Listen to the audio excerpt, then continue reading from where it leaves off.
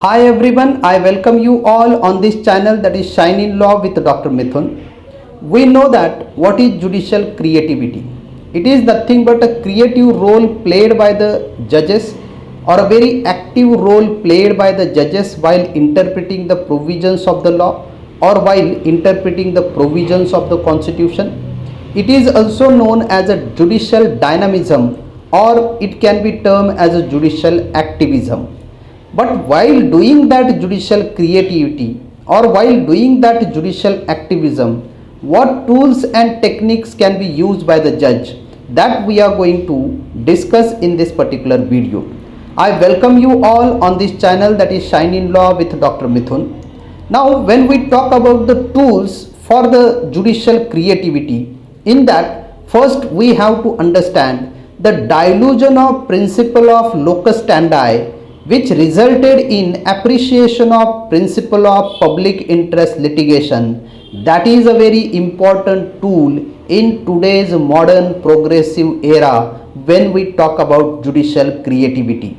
There are so many judgments, there are so many decisions which is taken by the highest judiciary in India on the basis of public interest litigation, and that is a very sign of a progressive society, developed society, in which for the protection of the collective interest of the society, Supreme Court rightly taken up public interest litigations, and through that public interest litigation they try to secure the very collective justice within the territory of India. And so public interest litigation is important tool for judicial creativity. Further, in our constitution there is Article 32 which talks about the writ jurisdiction, and under this writ jurisdiction we have the writ of habeas corpus, the writ of mandamus, the writ of certiorari, the writ of prohibition, and the writ of quo warranto. All these writs, they are nothing but the very important tool for the concept of judicial creativity. When we talk about Article 32 is itself a fundamental right, and so it becomes a very important right when we talk about the constitutional remedies, because right का होना ज़रूरी है लेकिन उसके साथ remedies का होना भी उतना ही ज़रूरी है. And so constitution provides that remedial mechanism, that remedial machinery in the form of Article 32.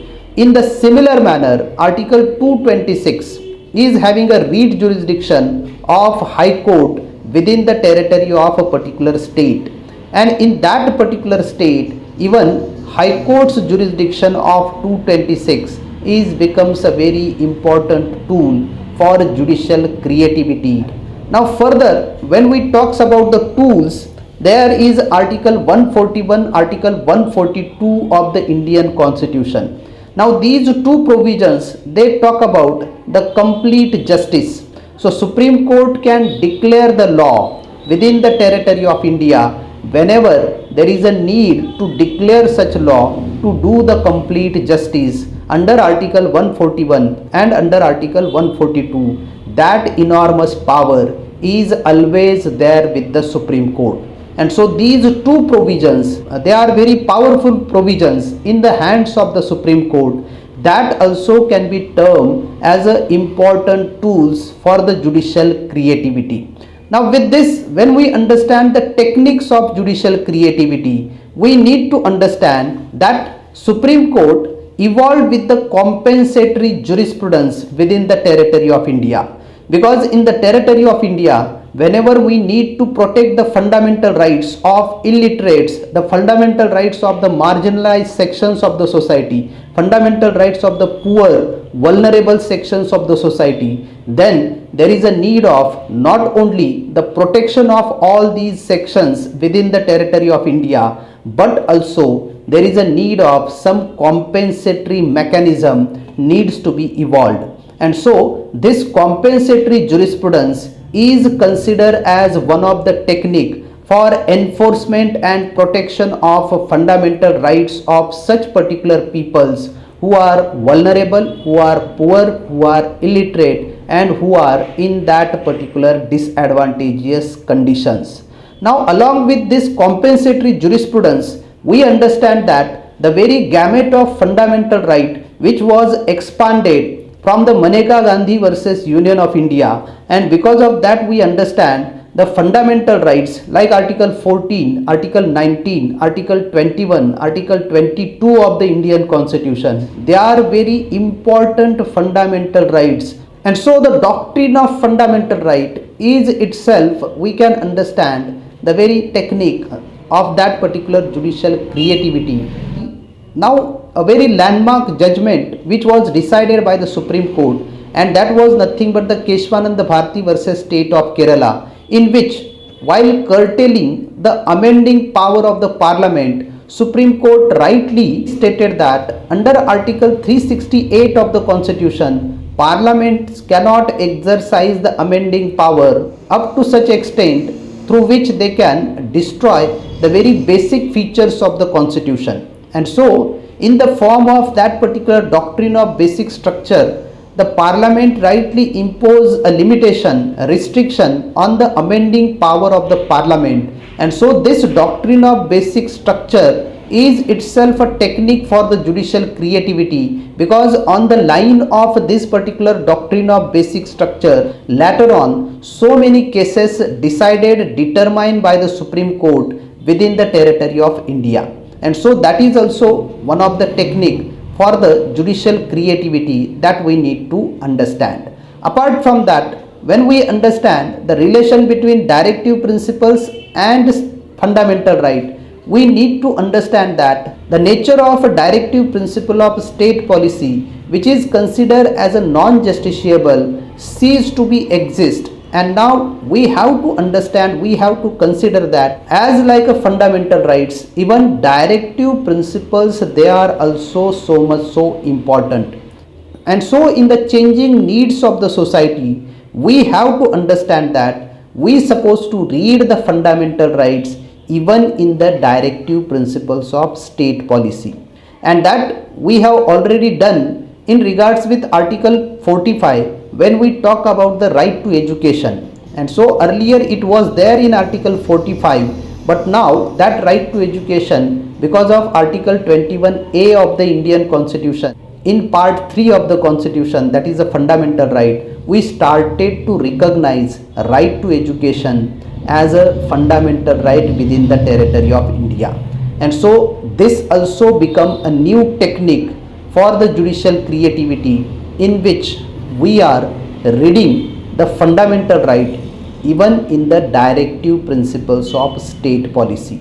And on that basis we understand that even the importance of directive principles we are maintaining, and at the same time the very balance between the fundamental rights and directive principle of state policy we could able to maintain within that particular legal system. Now we understand that in this modern age there is an expansion of the very nature of rights, recognition of right, enforcement of right, and due to this, after the recognition of due process clause in our legal system, there is a very concept of epistolary jurisdiction we started to recognize.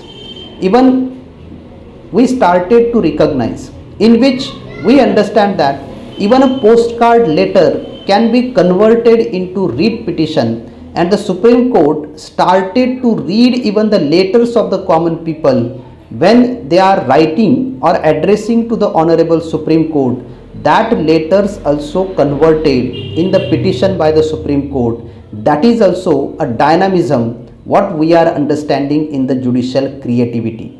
So that epistolary jurisdiction which recognized by the Supreme Court, that can also be considered as one of the technique for that judicial creativity. Apart from that, the expansion of Article 21, and Article 21 as and when becomes a reservoir of n number of fundamental rights, in which we are recognizing so many fundamental rights, and because of that Supreme Court could able to deliver so many decisions, judgments for the enforcement of fundamental right. That dynamism is also a very important when we talks about judicial creativity within the territory of India. So many landmark judgments you can refer in this particular matter, right from Maneka Gandhi versus Union of India, Sunil Batra versus Delhi Administration, Husainara Khatun versus State of Bihar, Nilabati Behera versus state of Orissa, ये सारे judgement जो है and many more judgements, MC Mehta versus union of India, Vishaka versus state of Rajasthan, ये सारे जो judgement है ये आप इसमें रेफर कर सकते हैं. Judicial creativity rightly reflected within ours legal system. So जहाँ पे लेजिस्लेटिव वैक्यूम है, legislature is not effectively making the law, in that particular case judiciary take up that function and judiciary coming forward for the protection of rights of the people, and they are playing their creative role. That is what we are understanding as judicial activism, judicial dynamism. So these are the tools and techniques for this particular concept of judicial creativity. I hope ये video आपको helpful होगा, ये video आपको अच्छा लगा होगा. अगर ये वीडियो आपको अच्छा लगता है तो ज़रूर इसको लाइक करें, शेयर करें और इस चैनल को सब्सक्राइब करना ना भूलें. Thank you very much for watching this video. Thank you.